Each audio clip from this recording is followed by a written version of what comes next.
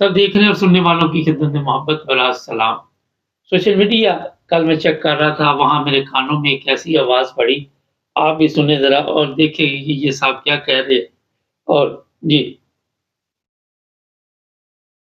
کو موجودہ حکومت کے برسر اقتدار آنے سے پہلے ہی غیر مسلم اقلیت قرار دیا جا چکا تھا، لیکن اس فیصلے کو عملی شکل دینے کے لیے کوئی قانون نہیں بنایا گیا تھا۔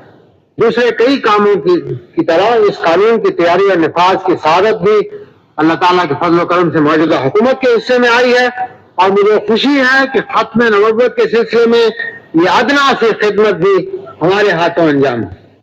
یہ جناب بتا رہے ہیں، شروع کے الفاظ تھوڑے سے مس ہو گئے ہیں، کہ جو احمدی یا قادیانی ان کے قوانین تو بن چکے تھے مگر اس پر عمل نہیں ہو رہا تھا۔ ضیاء الحق صاحب کی آواز ہے، اور اس پر عمل کرنے کا جو سہرا ہے وہ ضیاء الحق صاحب فرما رہے ہیں کہ یہ بھی میرے نصیب میں تھا اور میں نے یہ کام کیا۔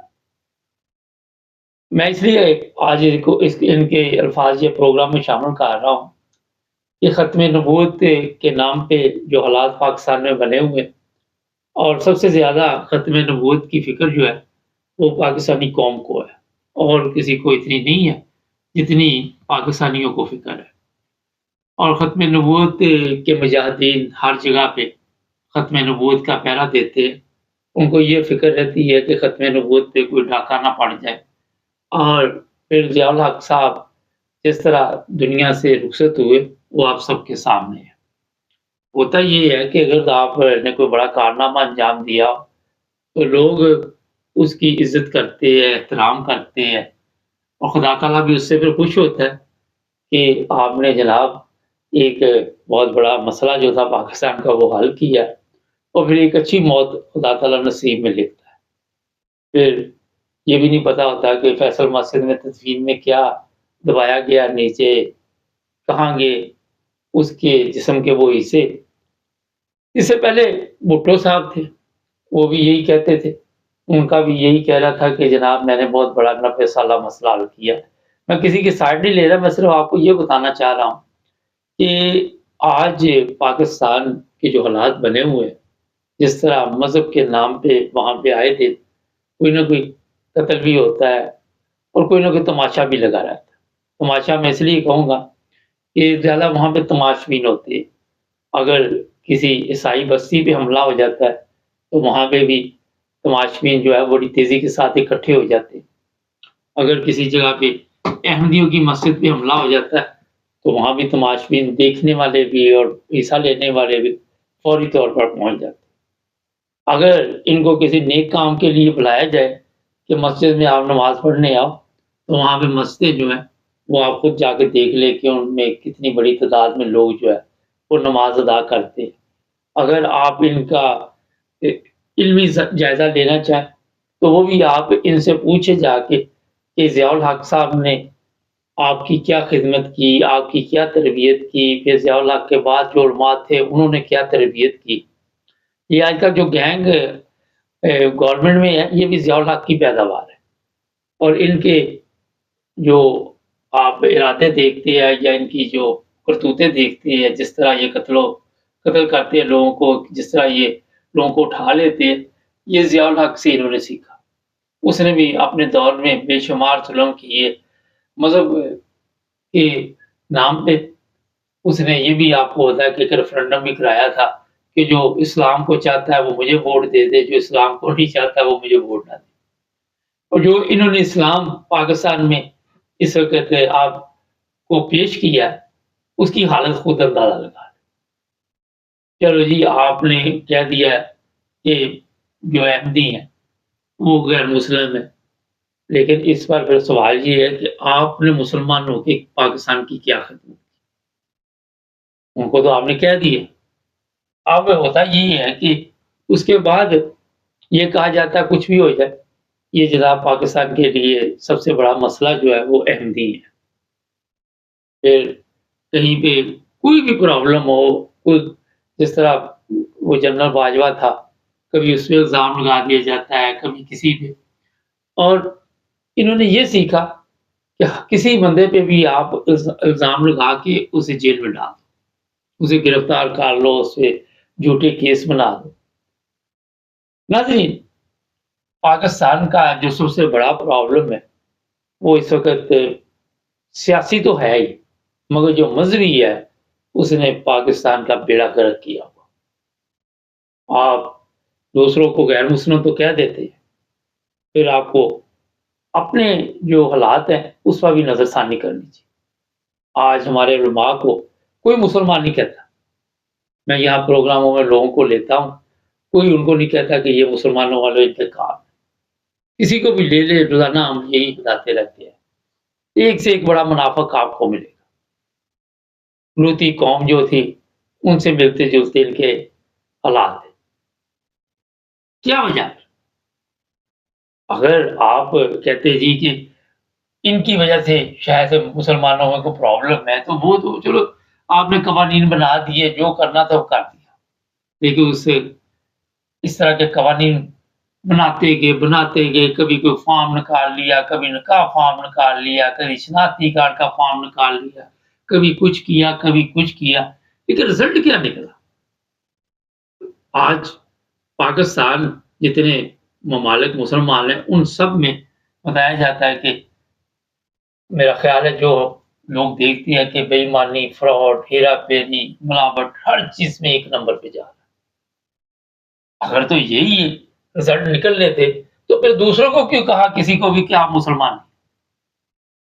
یہ بھی ایک سوال ہے نا۔ اور پھر میں اگلے دن دیکھ رہا تھا، وہ ایک ندیم چند صاحب ہے، وہ کہتے ہیں جی اتنی شوگر ملیں ہیں پاکستان میں اور ایک ہی جو ہے وہ ٹھیک کام کر رہی ہے، تو وہ بیچارہ ڈرتے ڈرتے کہہ رہا تھا کہ وہ احمدیوں کی ہے، ہم اسے مسلمان نہیں سمجھتے۔ آپ کے لوگ خود آ کے یا ہمارے لوگ خود آ کے یہ بیانات دیتے ہیں، اس کا مطلب یہ ہوا کہ آپ لوگوں نے اسلام کے نام پہ دوسروں کو تو غیر مسلم قرار دے دیا اور خود آپ کی حرکتیں جو ہے وہ غیر مسلموں سے بدتر ہے۔ کسی کے کہنے سے کسی کے مذہب کو کوئی فرق نہیں پڑتا، یہ میں آپ کو بتا دیں۔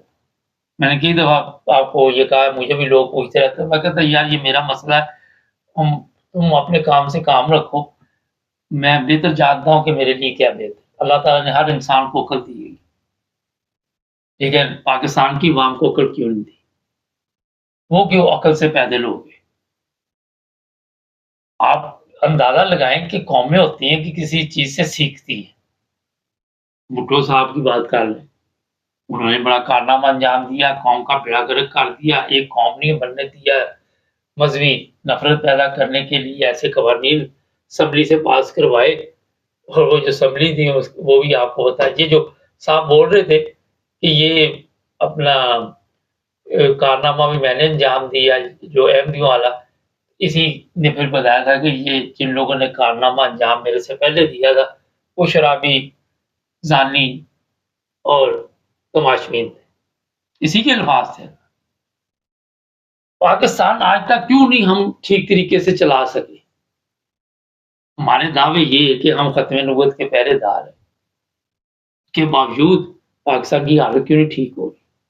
کبھی کوئی ختم نبوت کا مجاہد کسی بچی کے ساتھ پکڑا جاتا ہے، کبھی کسی بچے کے ساتھ پکڑا جاتا ہے، کبھی وہ کوئی کارروائی ڈال رہا تھا، کبھی کوئی کارروائی ڈال رہا تھا۔ بڑے بڑے علماء ہیں، انہوں نے پاکستان کو جس جگہ پہ پہنچا دیا وہاں سے واپسی ناممکن۔ ظلم و ستم ہر طرف آپ کو نظر آتے، پولیس سے لے کر فوج تک۔ آج جو حالات یا کسی ادارے میں آپ دیکھتے ہیں، کیا یہ اسلامی حالات ہے؟ یہاں میں یوکے میں آ کے دیکھیں ذرا، یا یورپ میں دیکھیں، آپ عدالت میں جائیں گے یا پولیس والے سے بات کریں گے تو آپ کو خوف نہیں آئے گا۔ یہ لوگ یہ جہنمی ہیں، اور پاکستان میں جو لوگ رہتے ہیں وہ جنتی ہے۔ وہ جس طرح میں بتاتا رہتا ہوں کہ بے ایمانی میں 160-70 نمبر پہ آ رہے، لیکن ہم جناب اس کے باوجود جو ہے جنتی ہیں، اور جہاں ایمانداری کے ساتھ فیصلے ہوتے ہیں یہ لوگ جہنمی ہیں۔ ہم پیسے دے کے، لاکھوں روپے دے کے ان جہنمی لوگوں کے درمیان میں رہ کے اور یہاں کے پاسپورٹ لے کے فخر محسوس کرتے۔ کیا بات، کیسا زبردست آپ کے سوچنے کا یا تولنے کا معیار آپ سوچ لیں.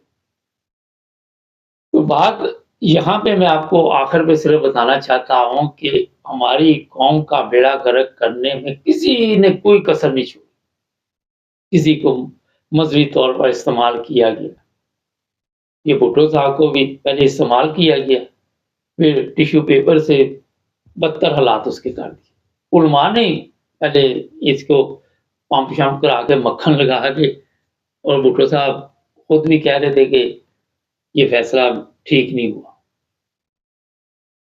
ناظرین، کسی دنیا کے ملک میں آپ کو اس طرح کے قوانین نہیں ملیں گے کہ آپ ایک دوسرے کے مذہب کے معاملے میں دخل اندازی کرتے. آپ سعودی عرب بھی چلے جائے تو وہاں پہ بھی لوگ جاتے ہیں، عمرہ حج ادا کرتے، کسی کو کسی سے دلچسپی نہیں ہوتی کہ آپ کس فرقے سے تعلق رکھتے. یہ سب سے زیادہ ہمارے ملک میں کیوں یہ چیز ہے، اس کی وجہ میں بتا دیتا ہوں کہ جب لوگوں کو پتا ہو کہ یہ جاہل قوم ہے تو ان کو پھر اسی چکر میں لگا دیتے ہیں کہ یہ مذہب کے چکر میں پڑے تھے اور ان کا بیڑا غرق ہو گیا. اور بیڑا غرق ہو گیا قوم کا، سیاسی لحاظ سے، اخلاقی لحاظ سے، مذہبی لحاظ سے، ہر طرح سے بیڑا غرق ہوا. تعلیم دور دور تک نہیں، مدرسوں کے لیے جنگیں لڑی جا رہی ہیں، وہاں پہ مذہب کی جو بھی تعلیم ہے وہ تو دیتے نہیں ہیں لیکن نفرت کی دے رہے ہیں. اس کے لیے ان کو آزادی چاہیے لوگوں کے لیے. آپ دیکھ لیں مذہب کے نام پہ جب آپ بے گناہ لوگوں کا خون بہائیں گے، کبھی کسی ہندو کا، کبھی کسی احمدی کا، کبھی کسی عیسائی کا، تو وہاں پہ امن کہاں سے ہوگا؟ جتنا مرضی آپ بولتے ہیں، آپ کی صحافت ہے وہ بکی ہوئی ہے، فوج بکی ہوئی ہے، پولیس بکی ہوئی ہے، وزیر اعظم بکا ہوا، عدالتیں بکی ہوئی، انصاف کا دور دور تک نام و نشان. پاکستان کی حالت آئین دیکھ لیں. اچھا آئین میں یہ چیزیں ڈالی ہوئی، فلاں مسلمان ہے، فلاں غیر مسلم ہے، آئین کی سمجھ ہی نہیں کسی کو آ رہی. روزانہ آئین پہ باتیں ہوتی ہے، آئین تبدیل ہو رہے، ادھر لے جاؤ، ادھر لے جاؤ، یہ لے جاؤ، لیکن قوم سومن حکمن ہوئین ہے ان کو سمجھ ہی نہیں آ رہی. میں اپنے تمام پروگراموں میں آپ کو بارہا دفعہ یہ بتا چکا ہوں کہ جب تک آپ ایک قوم نہیں بنتے، ایک دوسرے سے نفرت ختم نہیں کرتے، جب تک اس وقت تک پاکستان میں آپ جو مرضی کرتے. پہلے بھیک مانگنے جاتے تھے کچھ چند وزیر، اب پوری قوم بھیک مانگنے جاتی. یہ رزلٹ نکلے جو اسلام آپ بتا رہے لوگ، اس سے رزلٹ کا انتظار تھا. جو بھی آپ امتحان دیتے ہیں اس کے جو رزلٹ نکلتے ہیں پھر وہاں سے پتہ چلتا ہے نا کہ کہاں پہ پہنچا ہے. جب تک ایسے تمام قوانین آپ ختم نہیں کریں گے، آپ نہ قومی اسمبلی سے کچھ حاصل کر سکتے ہیں، نہ آئین سے حاصل کر سکتے ہیں، نہ اس فوج سے کوئی رزلٹ حاصل کر سکتے ہیں، نہ اس پولیس سے حاصل کر سکتے ہیں، نہ ان عدالتوں سے حاصل کر سکتے، اور نہ ہی اس قوم سے ملک کوئی ترقی کر سکتا ہے یا کوئی رزلٹ حاصل کر سکتا ہے. غور کیجیے، غور کرنا چاہیے. وہ کہتے ہیں کہ ایک بس جا رہی تھی تو بار بار آسمانی بجلی اوپر سے نیچے آئے اور وہ پھر اوپر چلی جائے، تو کسی نے کہا کہ اس بس میں کوئی نیک آدمی اللہ تعالیٰ کا بیٹھا ہوا ہے. تو وہ اپنا ایک بزرگ تھے، انہوں نے کہا کہ سب باہر نکلتے ایک ایک کر کے بس سے دیکھتے ہیں، تو سب سے پہلے میں نکلتا ہوں. وہ جیسے ہی باہر نکلے وہ آسمانی بجلی گری اور پوری بس کو لیٹ ہو گئی. یہ میں نے آپ کو بڑی سادہ سی مثال دی ہے، شاید کسی نے قصہ کہانی بنا کے پیش کیا ہو، لیکن آج آپ اس پہ غور کریں تو آپ کو سمجھ آ جائے گی. جس کو سمجھ آنی ہے وہ سمجھ چکا ہے، اور جس کو نہیں آنی ہے اس کو میں جیسے مرضی سمجھاتا. چینل کو سبسکرائب کر لیں، جڑے رہیں ہمارے ساتھ.